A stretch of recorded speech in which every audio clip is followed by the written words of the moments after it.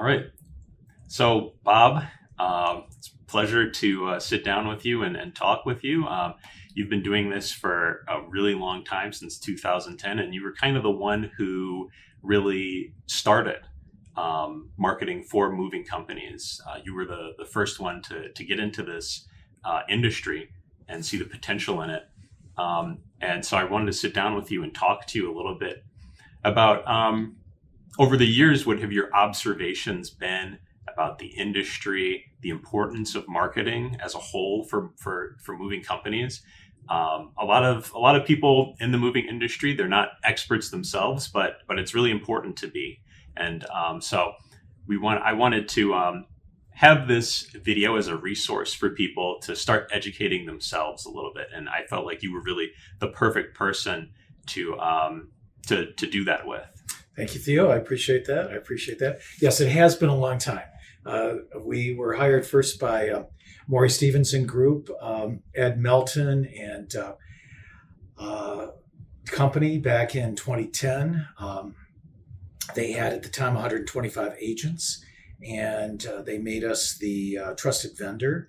So we started working with Stevens agents way back then. Some of them are still with us, I'm happy to say. Yeah. So it's worked out very, very well. We've seen the industry thrive, and I mean really thrive during the pandemic. Moving and storage was considered essential in every state. So our clients literally, the biggest gripe was I've got a truck and I don't have a driver for it. Yeah. Or I'm paying a $2,000 bonus to this person, and they work for 90 days, take the bonus, and then go across the street. Yeah. Then, of course, when the Fed decided to change the interest rates at the end of 2022, things have slowed down and dramatically slowed down. Really very, very sad because nobody did anything wrong. You know, it's one of those things, we did everything right, but if houses don't sell, people don't move. So, that's kind of where we are. Yeah.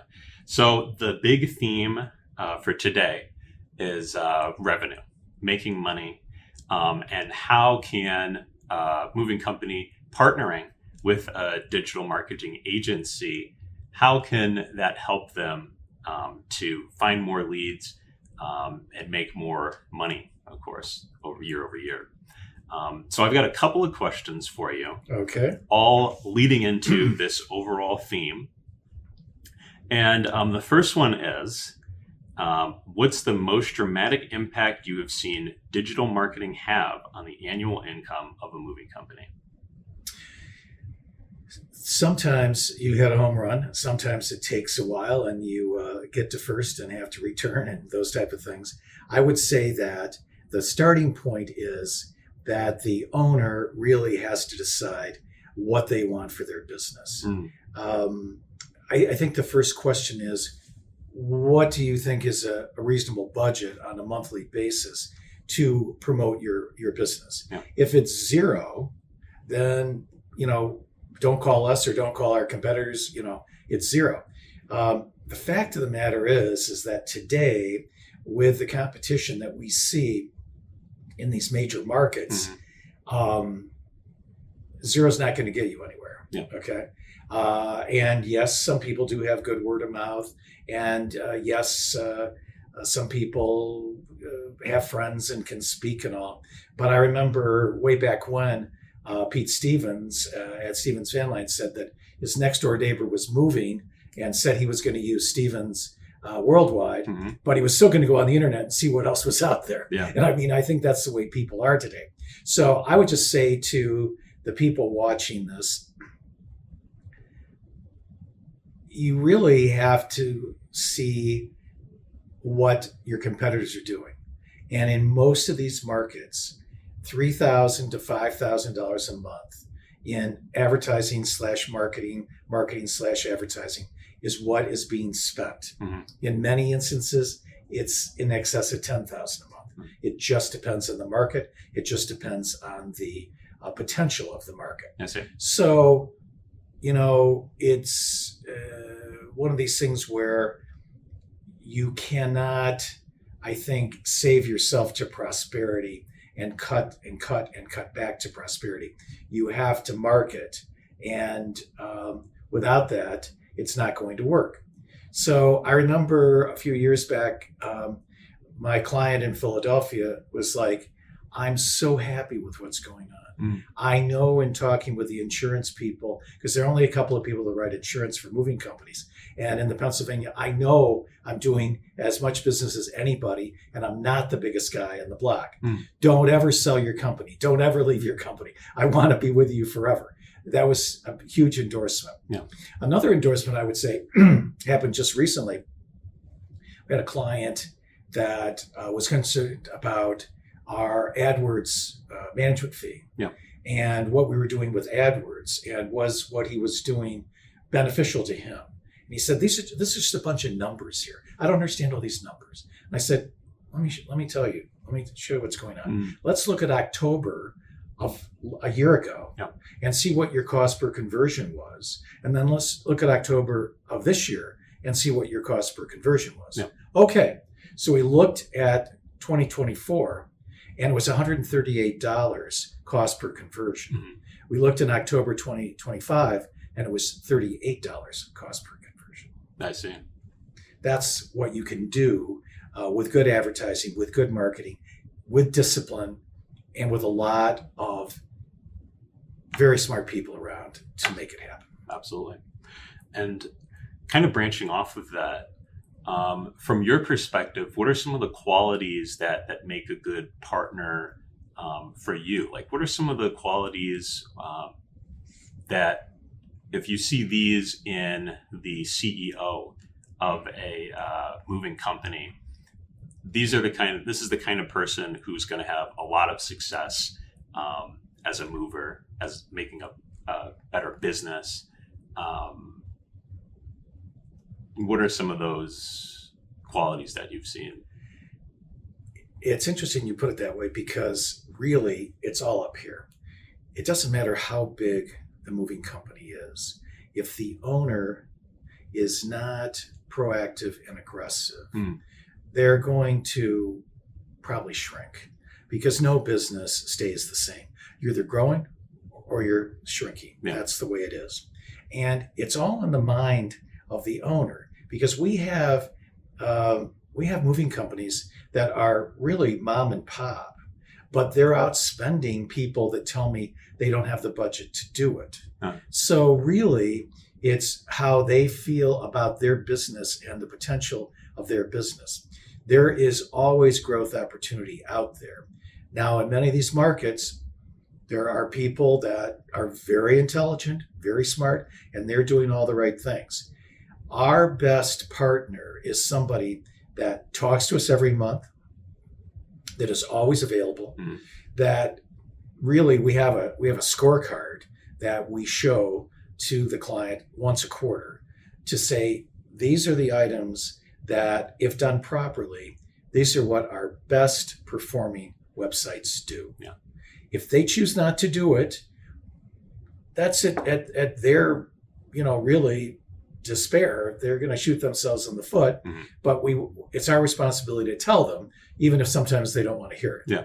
So I would say that the partnership is key, and the people that help us and allow us to help them, they're the ones that win the most. I see. Okay. All right.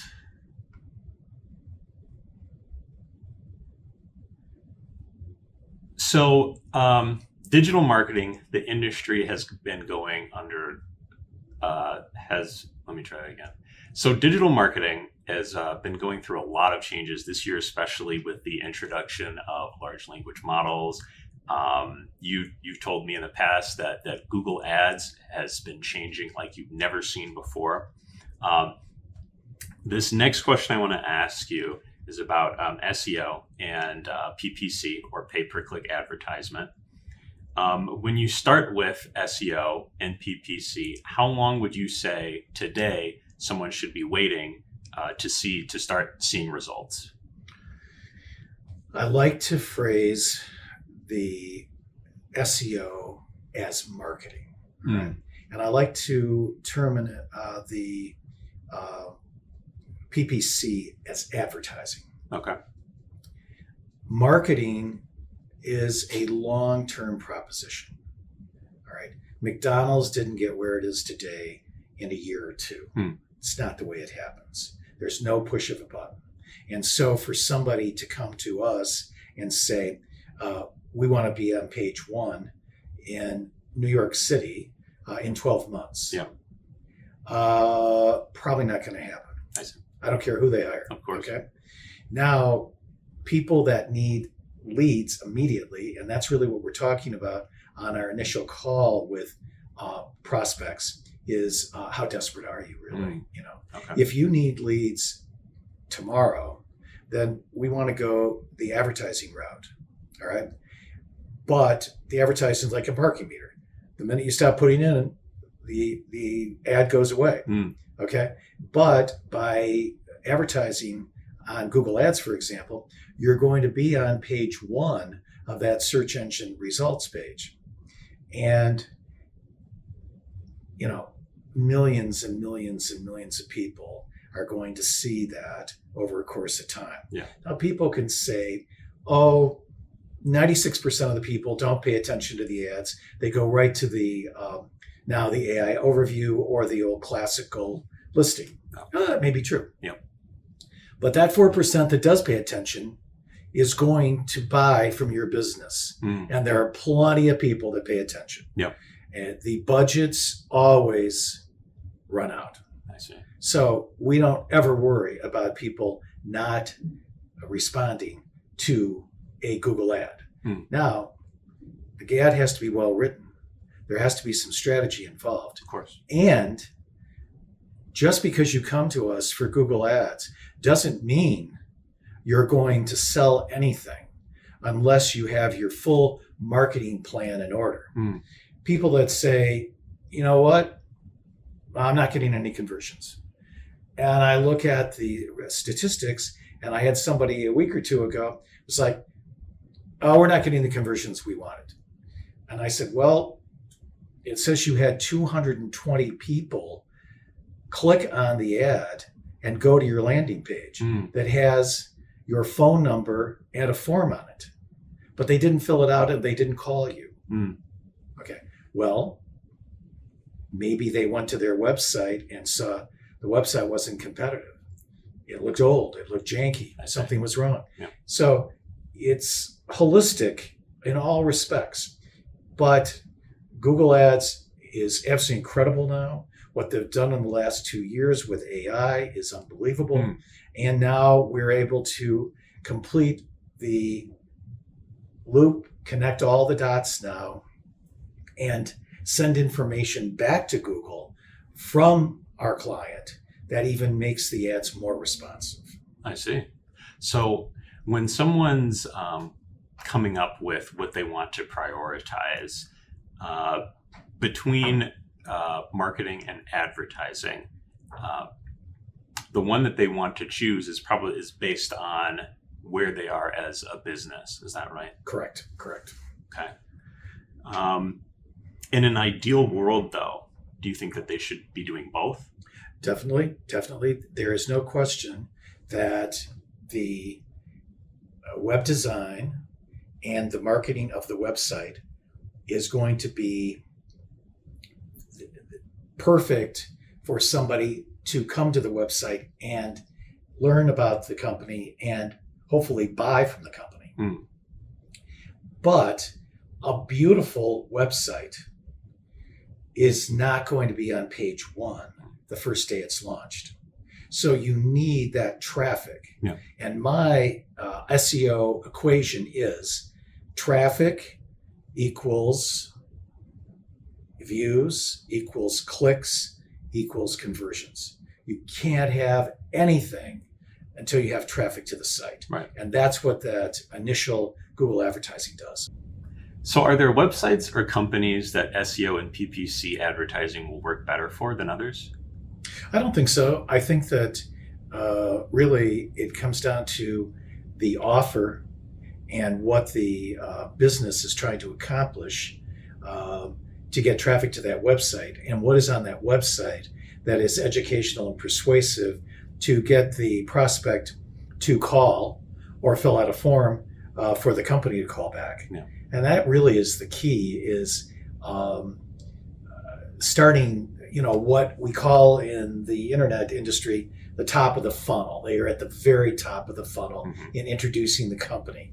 What we're seeing now, interestingly enough, Theo, is that people that come in on ChatGPT are much higher in the percentage of contacting or closing, because they're not coming in at the top of the funnel. They're coming in more at the midpoint or the lower part of the funnel. They've already done their research. Right. They're not just starting out. And we use ChatGPT because right now they have 75% of all the large language model traffic. They are by far and away the winner. Yeah. Although Google seems to be nipping at their heels. Yeah.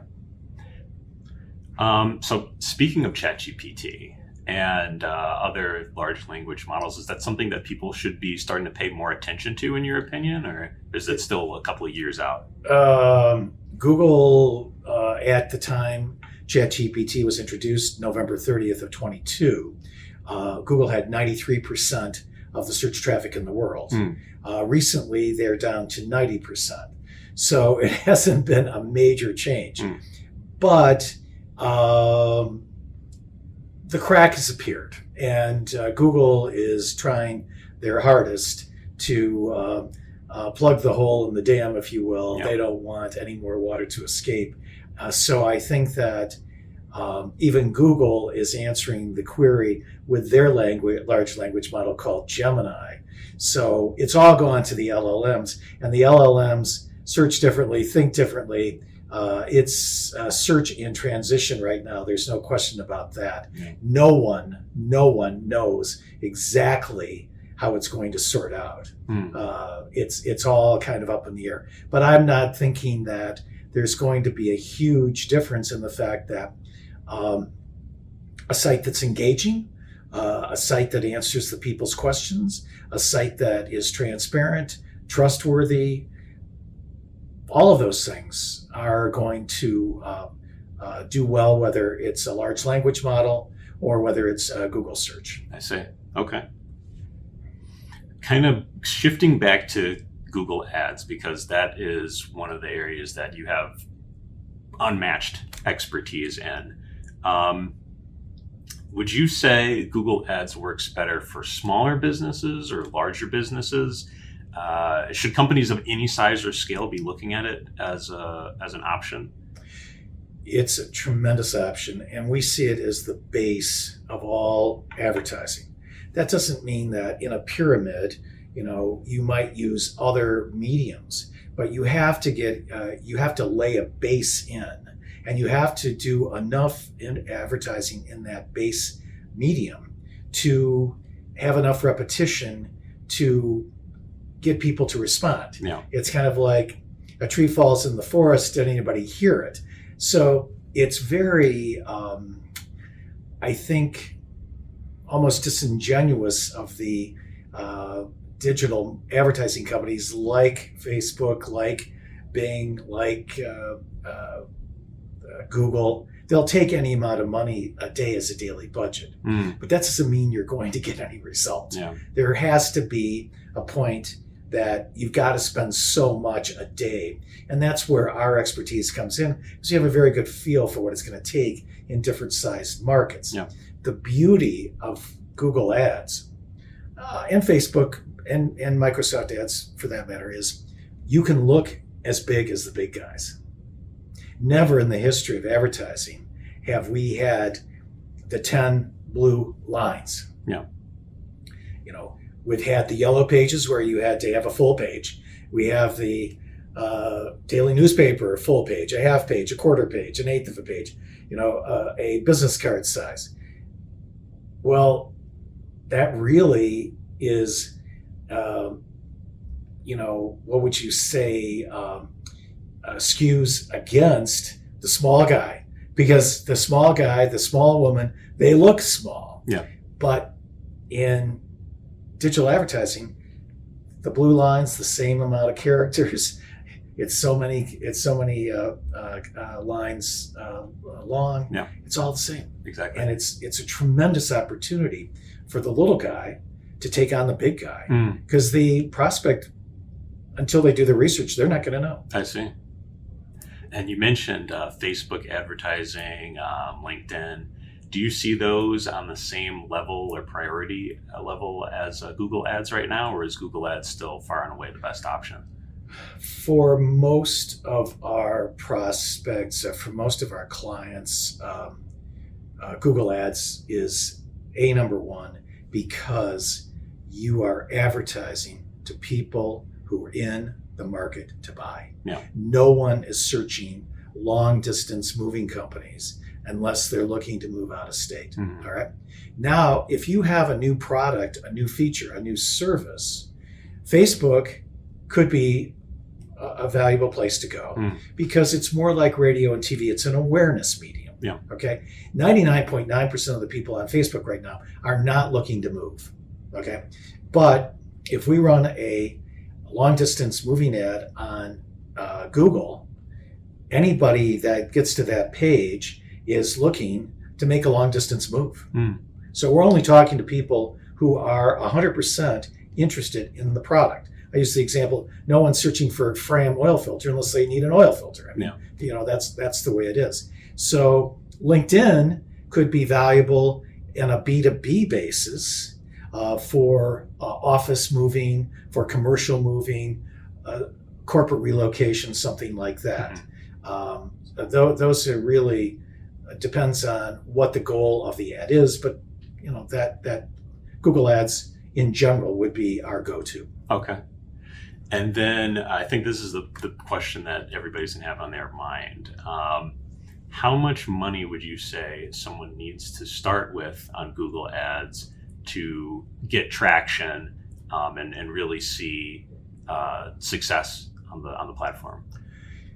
In the competitive markets, which is generally where we are, and a competitive market, at least 5 moving companies. If there's under 5 moving companies, you can get by with less money. But if you got more than 5 moving companies, and almost every market does, then between our fee and Google, $2,500, $2,600, $3,000 in a month. Wow. Okay. Yeah. All right. And so you've told me in the past that Google Ads is changing at unseen speeds. Do you think that is it still an application that anybody can get into, or do you really need now more than ever to be going out to an agency to handle your Google Ads? They'll take your money, okay, but you're going to be wasting a lot of money if you don't have somebody that knows what they're doing. Now it is just so sophisticated, it's unbelievable. And you can set it up, but you're just not going to know where all the bells and whistles are. Like, are you advertising to people who are just in the geographic area you want, or are you advertising to people who are in the geographic area and are interested in that geographic area? Well, that's a big difference. Yeah. But you got to know where that is. There's a button to click, and they don't exactly say, hey, here's the button to click. That's not the way they do it. Then just setting up the conversion tracking is extremely, extremely complicated and sophisticated. With one of their platforms, you can actually list your competitors' URLs and have their search engines, their machines at Google, sift through the data of those competitors and help sharpen your advertising. Again, there's nothing that pops up and says, hey, this is where you list your competitors. Yeah. It's not like that. You got to know what you're doing and where they are. Okay. So what are the most exciting advancements that you've seen within Google Ads that that have helped you get great results for your clients? Well, I think one of the things they've done, which is a little self-serving on their part, but actually is beneficial to the customer in most cases, is their new platform called Performance Max. And instead of just being search or display, it combines search, display, Gmail, what they call discovery or demand gen, and I think that's it. I think that's the full 5. And that way, your ad is not just in search. It's not just in Gmail, but it may appear as video. It would be the last. I forgot. YouTube. Yeah. So that is tremendous. You're in all the realms of reaching people that may be doing their searching on YouTube, which handles like 8 billion searches a day, or they go to just plain search, or they happen to see your ad when they're on a page and it shows an image and your name there. Yeah. So it's and it actually lowers the cost per conversion. So we like it in most cases. We've had a little bit of trouble with it in a couple of markets where there's New York City. It was one where we had a lot of trouble with people that did not speak English and saw the ad and thought that we were hiring people. Interesting. So you have to be careful with that. Yeah. But other than that, we've had tremendous success with it. Okay. That's really great to hear. Let's see.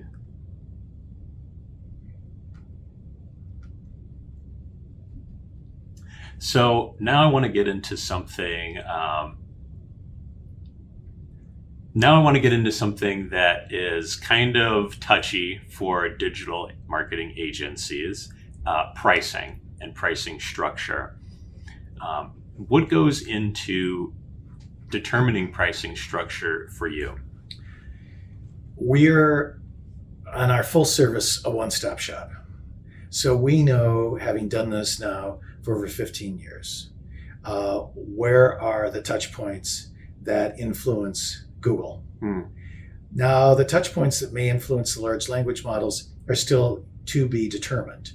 But certainly the ones that influence Google will be important there as well.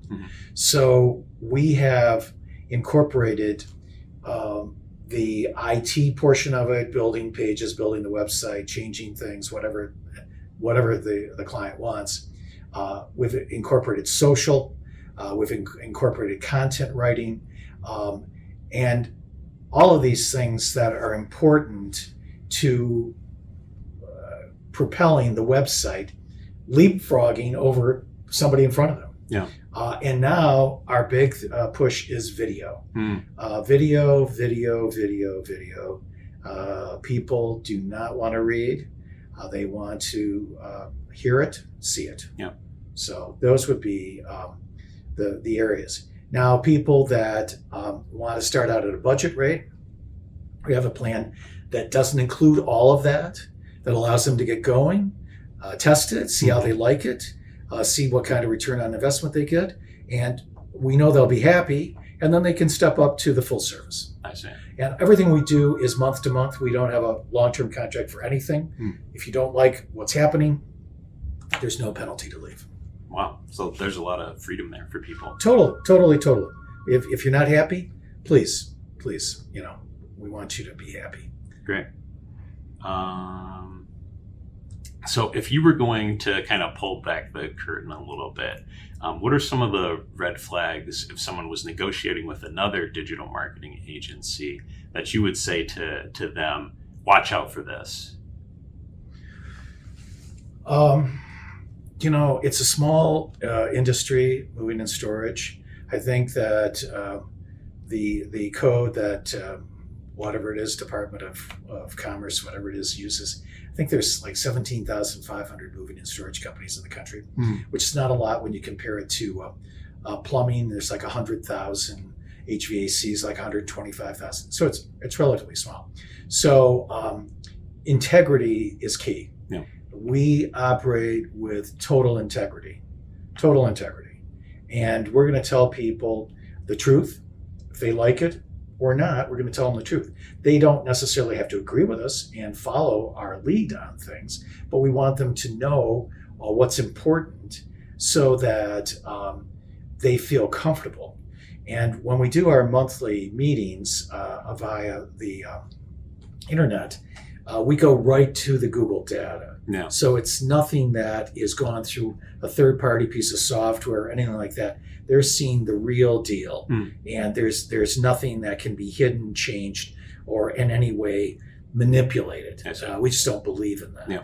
So I think that really, operating with integrity, operating with total transparency, and being a good partner. Yeah.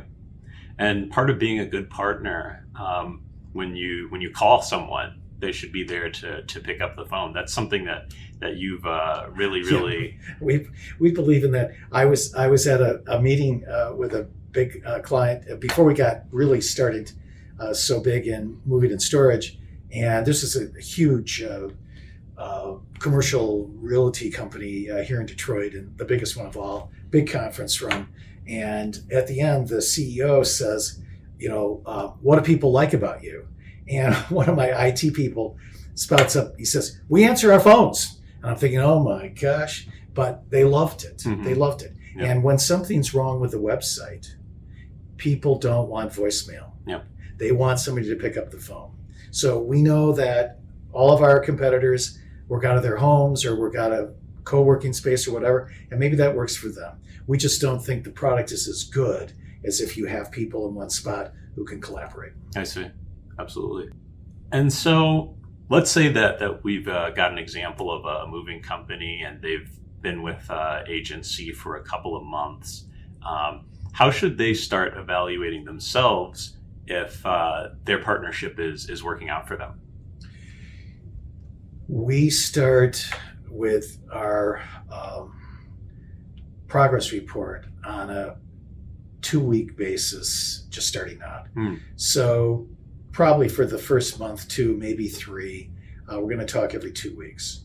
After that, we'll go to once a month. What the new client wants to know, whether they're with us or with somebody else, is what's the trend? What's the trend? Yeah. Okay. We don't expect to see huge results immediately, but we want to see a positive trend. Okay. Yeah. Something's got to be going right. There's got to be something going the right way. And also, not only with the website, but just with the back and forth with the agency. Are they getting back to you immediately? Do they follow up with you? Do they answer your emails? Do they do it in a timely fashion? When they promise that they'll have a new page up, or they'll change the logo, or whatever it may be, is it done in a day or 2 or 3, or are you waiting a week or 2? For us, 2 and 3 days is a long time. Yeah. We like to get back to people, and we like to tell them, receipt confirmed. As soon as we get the email, we want them to know we saw the email, we got the email, and we'll open a ticket. We'll get it going. Yeah. Okay. And then this one's kind of stepping back a little bit. This is much more general, but this is the last question I want to ask you because I really feel like this is really important for people to be aware of. What would you say, as a marketing expert, really the premier moving marketing expert, are the top things in the industry that people need to be aware of now more than ever? I think the pandemic has changed things radically, Theo. I really do. And I think that moving and storage companies of all sizes need to have more of a menu of their services. Okay. I know that some people don't want to do piano moves. I know that some people don't want to do hot tub moves. I know some people don't want to do gun safe moves. I know some people don't want to do labor only moves. Yeah. Everybody I talk to, they want to do 4-bedroom suburban home moves. Everybody does, okay? But there's only so much of a market for that. The market's only so big. And yeah, I want you all to have the 4-bedroom moves too. But in the meantime, we could devote a day to these smaller moves. Maybe we do 3 or 4 piano moves in one day. That's all up here. That's the scheduling. That's the way you look at what is the future. What is the future? Yeah. The rampant inflation is hurting everyone. Everyone. Okay? And it's like people can't afford to go out to lunch. Many people are not going out to dinner as much. Yeah. So the only price that's come down, I think, is gasoline. Everything else is way up. Yeah. I remember a Coke at McDonald's a couple of years ago was $1. Today it's $1.89. That's a big difference. And everybody feels that. So I think have a menu of services. Don't look down on the fact that, okay, you do some labor only moves. So what? It's good money and it keeps your crew busy. Yeah. Okay. Great. Thanks, Thank you Theo. so much. Appreciate it. All right. Take care. Yep. All right. Good job. Good job. Good job.